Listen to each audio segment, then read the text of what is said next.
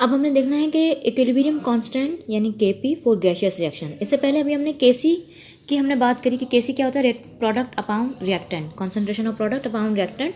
अच्छा, ये जो Kc की जो टर्म है वो हम ऐसे रिएक्शंस के लिए इस्तेमाल करते हैं कि जहाँ पर रिएक्टेंट और प्रोडक्ट हमारे या तो लिक्विड हों, गैस, मतलब फॉर एग्जांपल ये एक रिएक्शन है जिसमें A बी के साथ रिएक्शन कर रहा है and they are producing C+D।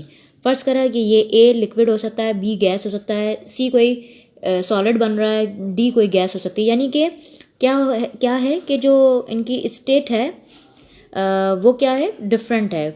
Gas भी हो सकता है, लिक्विड भी हो सकता है, ठीक है ना, सॉलिड भी हो सकता है, मिक्सचर ऑफ, यानी कि जो इनकी मटेरियलिस्टिक स्टेट है वो डिफरेंट, फिजिकल स्टेट है जो है वो डिफरेंट हो सकती है। लेकिन अगर कोई रिएक्शन ऐसा हो कि जिसमें रिएक्टेंट भी गैसेस हों और बनने वाली प्रोडक्ट भी गैसेस ही हों, यानी ओवरऑल रिएक्शन कैसा हो, गैशियस रिएक्शन हो, तो फिर वहाँ पर हम इक्विलिब्रियम कांस्टेंट को Kc से नहीं बल्कि Kp से डिनोट करते हैं। यहाँ P is for partial pressure, ठीक है। वहाँ क्योंकि गैसेस को उनके पार्शियल प्रेशर से उनके को मेजर किया जाता है, ठीक है, एट अ स्पेसिफिक टेम्परेचर, किसी ख़ास दर्जा हरारत पर गैस का जो पार्शियल प्रेशर होता है वो उसकी कॉन्सेंट्रेशन के बराबर होता है, प्रोपोर्शनल होता है। इसलिए हम जब अगर कोई कंप्लीटली, यानी फर्ज करें ये भी गैस है, बी भी गैस है, सी भी गैस है, डी भी गैस है, यानी ओवरऑल कैसा है, गैशियस रिएक्शन है, तो फिर वहाँ पर इसका केसी एक्सप्रेशन नहीं बल्कि फिर हम क्या लिखेंगे,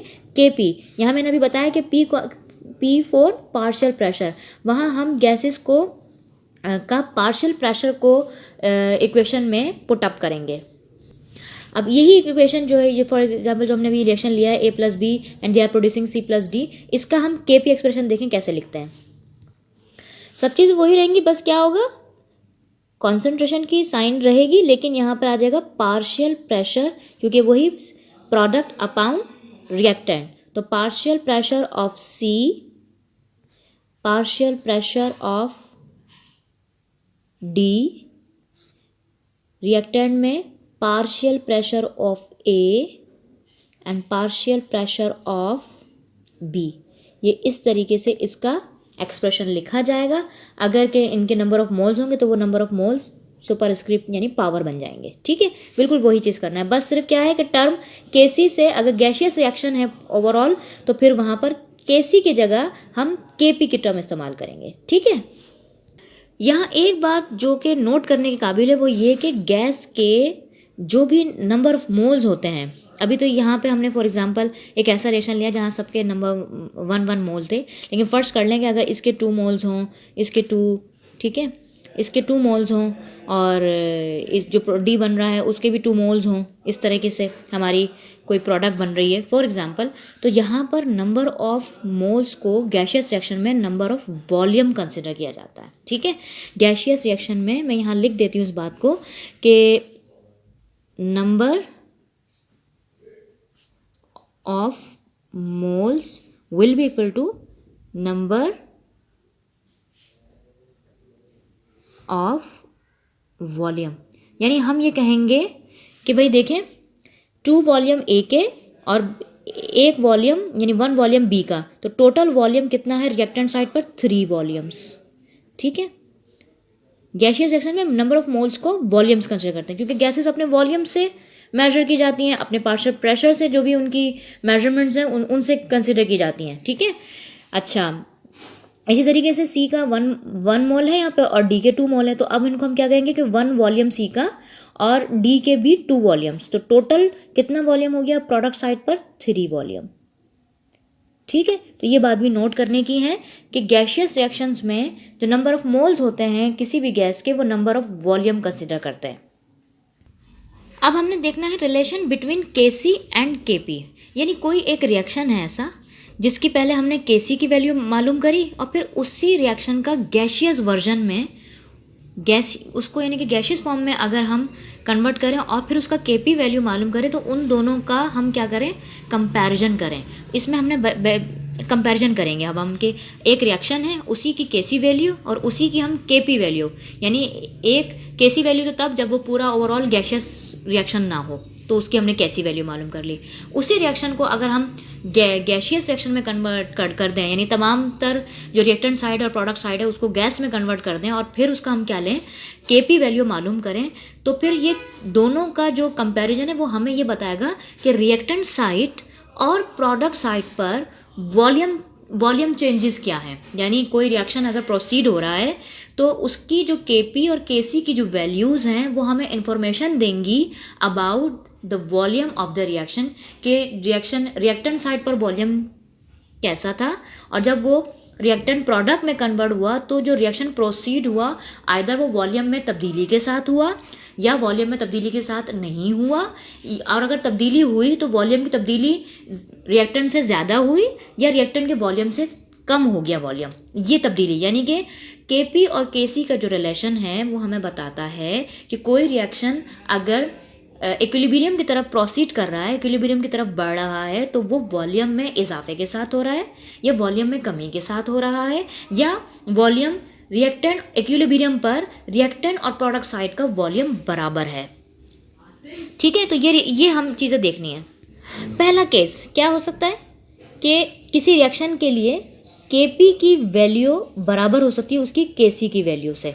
ठीक है, मतलब अगर कि जब गैशियस फॉर्म में सब चीज़ें हों तब उसकी हम केपी वैल्यू मालूम करें, और अगर गैशियस फॉर्म में ना हो और तब उसकी केसी वैल्यू हम अगर मालूम करें, उन दोनों का कंपैरिजन करें, तो वो हमें इन्फॉर्मेशन देता है कि वॉल्यूम चेंजेस क्या हो रही हैं। ठीक है, तो अगर केपी बराबर है केसी के तो हम इससे ये नतीजा खस कर सकते हैं कि रिएक्टेंट और प्रोडक्ट साइड पर वॉल्यूम में कोई तब्दीली नहीं आई है। मिसाल के तौर पर ये देखिए, यहाँ पर 1 मोल हाइड्रोजन का 1 मोल आयोडीन के साथ रिएक्शन कर कर 2 मोल्स ऑफ क्या बना रहे हैं, हाइड्रोजन आयोडाइड बना रहे हैं। अब अगर मैं इन सबको गैशियस फॉर्म में कन्वर्ट कर दूं, यानी ये अगर हम सब सपोज करें कि सब के सब गैशियस फॉर्म में, तो उसका केपी आ जाएगा। अब अगर इसके केपी की वैल्यू बराबर है केसी के, तो इसका मतलब ये कि रिएक्शन जो है नो वॉल्यूम चेंज के साथ प्रोसीड हो रहा है। आप ये देख भी लें, देखें, एक मैंने अभी आपसे पहले भी इससे पहले बताया कि जो नंबर ऑफ मोल्स होता है, अगर गैशियस रिएक्शन है तो जो नंबर ऑफ मोल्स होते हैं किसी भी रिएक्टेंट के या प्रोडक्ट के, तो वो नंबर ऑफ वॉल्यूम कंसिडर किए जाते हैं। तो 1 वॉल्यूम हाइड्रोजन का और 1 वॉल्यूम आयोडीन का, टोटल वॉल्यूम रिएक्टेंट साइड पे कितने हो गए, 2 वॉल्यूम्स। यहाँ प्रोडक्ट के कितने बन रहे हैं, 2 मोल्स, मतलब 2 वॉल्यूम, तो प्रोडक्ट साइड पे भी कितने हैं, 2 वॉल्यूम है। ठीक है, तो इसका मकसद है, देखें, रिएक्टेंट साइड पर भी वॉल्यूम बराबर है और प्रोडक्ट साइड पर भी वॉल्यूम बराबर है। तो अगर कोई रिएक्शन ऐसा है जिसके लिए केपी बराबर है केसी के, तो हम ये कहते हैं कि ये रिएक्शन जो है विद नो वॉल्यूम चेंज के साथ प्रोसीड हुआ है, यानी रिएक्टेंट और प्रोडक्ट साइड पर कोई वॉल्यूम चेंज नहीं आया है, कोई वॉल्यूम चेंज नहीं आया है। अब दूसरा केस देखिए, केपी इज ग्रेटर देन केसी, यानी कोई रिएक्शन है उसका गैशियस जो इक्विलिब्रियम कांस्टेंट है उसकी वैल्यू बड़ी आ रही है उसकी नॉन गैशियस इक्विलिब्रियम कांस्टेंट से, केसी से।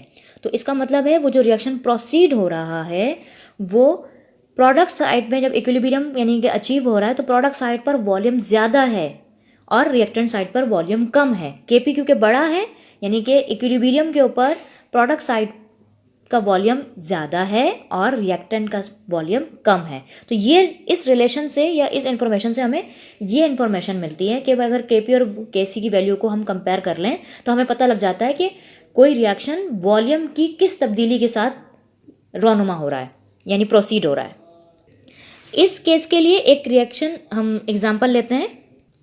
ठीक है जी, अब ये एग्जाम्पल देखें, 2 मोल अमोनिया NH3 रिएक्शन कर कर बना रहे हैं 1 मोल नाइट्रोजन का और 3 मोल हाइड्रोजन के। अब ये सब क्या है, गैशियस फॉर्म में। ठीक है भाई, अब इसके लिए हम क्या कर लेंगे, इसकी केपी वैल्यू मालूम करिए और इसी रिएक्शन की कोई ना कोई केसी वैल्यू भी होगी, जबकि ये सब गैशियस फॉर्म में नहीं होंगे। ठीक है, तो उसकी जब हमने केसी वैल्यू मालूम करी तो वो कैलकुलेट हुई भी और उसको हम केपी वैल्यू से, जो कि अब हमने इसकी गैशियस फॉर्म में कन्वर्ट होने की वजह से मालूम करी, तो केपी की वैल्यू बढ़ आ रही है। तो ये बता रहा है कि देखें 2 वॉल्यूम्स बन रहे हैं। नंबर ऑफ मोल्स को मैंने अभी बताया, बार बार कह रही हूँ कि number of moles number of volume consider होते हैं। तो 2 वॉल्यूम बन रहे हैं रिएक्टेंट साइड पे, जबकि आप प्रोडक्ट साइड पे देखें तो कितना, 1 वॉल्यूम इसका और 3 वॉल्यूम जिसके, टोटल वॉल्यूम कितने हो गए, 4 वॉल्यूम। ठीक है, तो अब आप देखें ये रिएक्शन वॉल्यूम की किस तब्दीली के साथ हुआ, यानी कि रिएक्टेंट साइड पर वॉल्यूम कम और प्रोडक्ट साइड पर वॉल्यूम ज़्यादा है, तो ये रिएक्शन वॉल्यूम में इजाफे के साथ प्रोसीड हुआ है। तो इसलिए इस बात को हम कहते हैं कि इस रिएक्शन के लिए Kp is greater than Kc। अब तीसरा केस देखिए कि किसी रिएक्शन के लिए Kp is less than Kc, यानी कि Kp की वैल्यू कम है Kc से। तो जब यानी अब ये देखें, ये रिएक्शन देखें, 2 मोल्स सल्फर डाइऑक्साइड के 1 मोल ऑक्सीजन के साथ रिएक्शन करके 2 मोल्स बना रहे हैं सल्फर ट्राइऑक्साइड के। तो अगर हम वही बात के नंबर ऑफ मोल्स को नंबर ऑफ वॉल्यूम कंसिडर करेंगे, 2 वॉल्यूम इसके और 1 वॉल्यूम इसका, टोटल कितने हो गए 3 वॉल्यूम्स रिएक्टेंट साइड के ऊपर। प्रोडक्ट साइड पर कितने वॉल्यूम्स हैं, 2 मोल्स है, इसका मतलब है 2 वॉल्यूम्स हैं। तो इसका मतलब है ये रिएक्शन प्रोसीड हो रहा है with decrease in volume.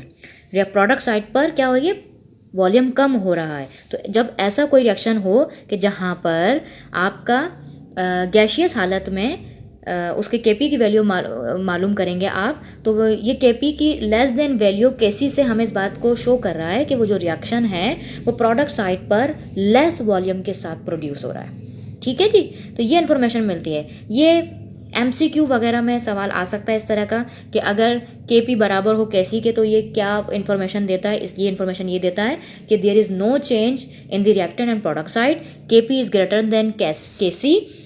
Second है, तो इसका मतलब है कि reaction is proceeding with the increase in volume at product side, और अगर Kp is less than the Kc तो it means the reaction is proceeding with the decrease in volume at product side। तो ये information मिलती है और ये MCQ वगैरह में आ जाता है। तो ये रिलेशन आपको पता होना चाहिए बिटवीन Kc एंड Kp, यानी किसी रिएक्शन का अगर हम गैशियस फॉर्म में उसका Kp मालूम करें और नॉन गैशियस फॉर्म में उसका Kc मालूम करें, तो उसका हम कंपैरिजन करें तो हमें उससे ये इन्फॉर्मेशन मिलती है, उसके वॉल्यूम के बारे में इन्फॉर्मेशन मिलती है।